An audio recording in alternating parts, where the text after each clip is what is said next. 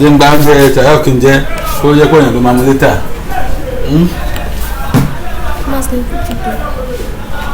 jẹ́ máa jẹun làwọn máa fẹ́ lọ́yìn.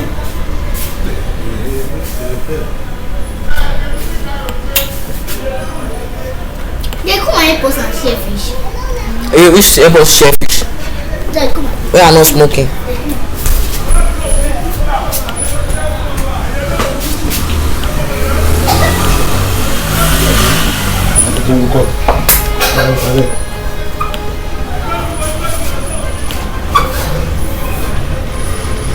Dàáwò jẹ́mà iná tó àwọn èèyàn jẹ́ bẹ́ẹ̀.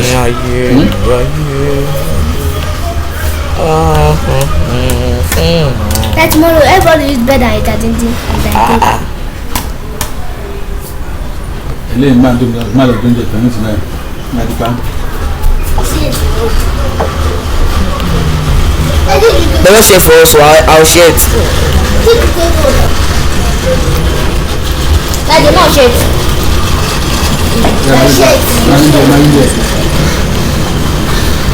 Daddy, no shit. No worry.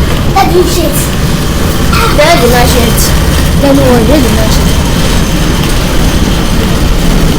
Don't worry. Daddy, no shit.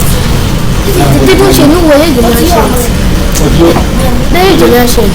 Daddy, no shit. Daddy, no shit. Daddy, no shit. Daddy, no shit. Daddy, you shit. Ìbá lè máa mú kókó ọmọ olówó ní díẹ̀ tó máa tóbi fún un. Ṣùgbọ́n kọ́ bẹ́ẹ̀.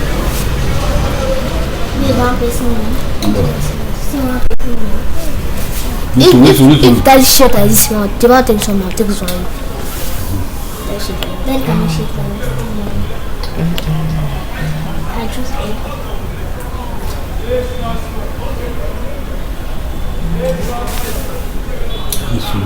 They put it in this one. I say it's cheating. No, má wulẹ̀ mú ẹ̀dì kò sí nǹkan bẹ́ẹ̀ mo fẹ́ kó sọ́nà mẹ́ta ìdúgbò lọ mú ọkọ̀ fẹ́ chícha rẹ̀ ni. Daddy, egg not for how? Egg for daddy. Daddy, egg for you. Yeah, no problem. Daddy not like it. Who told you? Put some here. Put it in this one. Put it in this one. Ní sùúrù. Let's put it in this one. Dẹ́gìdì máa wá. So this one is thinning. Kò sí tó kékeré gbẹ owó tí lè mú kankan àwọn náà máa kọ́ mú. This one. Sàrà jẹ́ máa wà kọ́kọ́ mú. Okay.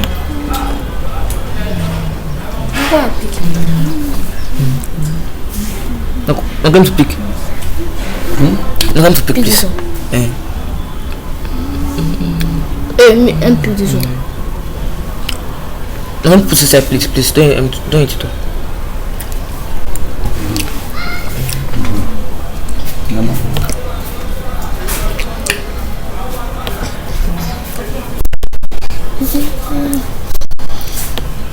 This is like my drawing. What of your drawing? What are you? Láti wá jẹ́ orí tí tó jẹ́ kékeré. I disturbed him with that. I'm not eating. Gbàgbà díẹ̀. For you, I'm not eating. The man you're doing shit. Máa ń bọ́ bàtà kékeré sí ibẹ̀ kékeré. Ìjàmbá bàtà kékeré tó bí jẹ́jẹ́. Let's go suffer. We'll go suffer. Kò sí nǹkan bẹ́ẹ̀. Wọ́n náà ni kọ̀rẹ́ tẹ jámọ́ fún ẹ̀yìn. Ilé gẹ́gẹ́ ni kọ̀rẹ́ tẹ jẹ́ ilé ìṣèjà. Wọ́n kà mí ìgbọ́n fẹ́ jẹ́ ẹni tó túmọ̀.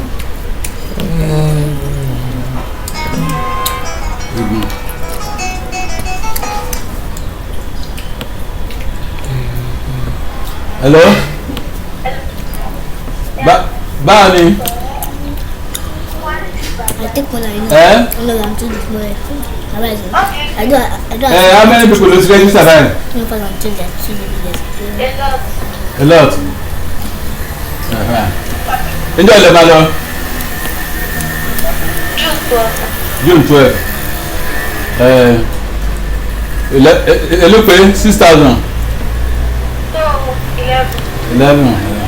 I forward this here. Get again.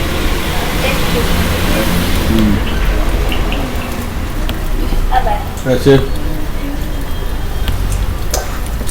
Get that again. Daddy. Money conference.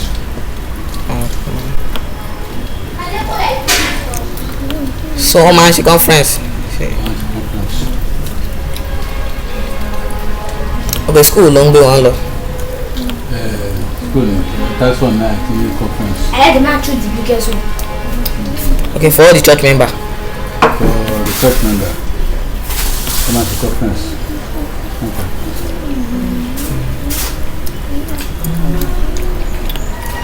I register for conference. I do one from the I do a seminar program. You want to no campus? Only the campus of Shooter, different school.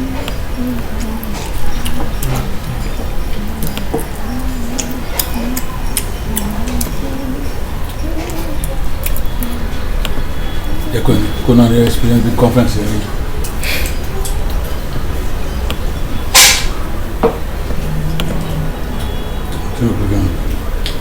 Kona kojú ọ̀lẹ́ máa là díẹ̀díẹ̀ kó má dàbí mọ́mí tó lukó ìyá ní Boko Haram tó ti dé bíbá yìí o àti ló ń sọ ẹsẹ̀ náà ẹ̀kọ́ máa sọ ẹsẹ̀ wọn.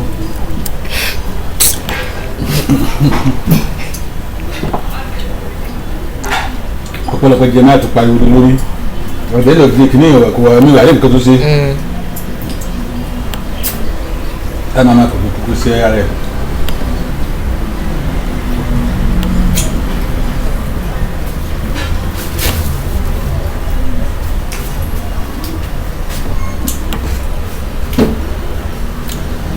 Then we will tell the conference.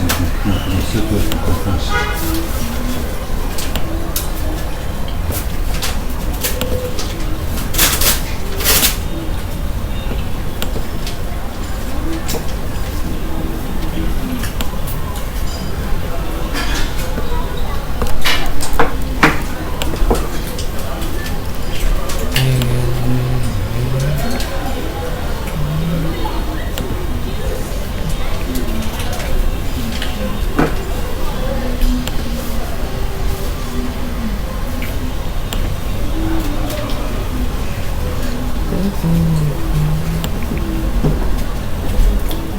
Tá, close bem.